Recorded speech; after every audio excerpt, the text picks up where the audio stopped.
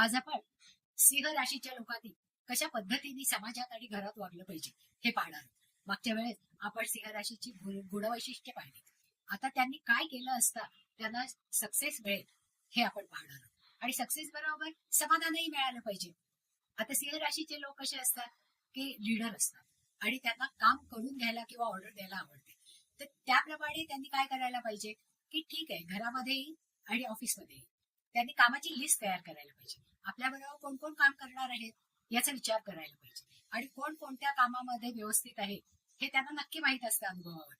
मग त्यांनी ती कामं वाटून द्यायला पाहिजे आणि ती कामं वाटून देताना की आपण हे असं करूया असं जेव्हा ते म्हणतील, म्हणजे पुढाकार ते घेतील आणि त्या कामामध्ये सगळ्यांना सामावून घेतील, त्यावेळेस ते नक्कीच यशस्वी आणि चांगलं काम करू शकतील. त्यांना समाधानही मिळेल आणि त्यांच्या व्यक्तिमत्वाप्रमाणे ऑर्डर देणं आणि काम करून घेणं हेही सुलभ होऊन जाईल. आज आपण सिंह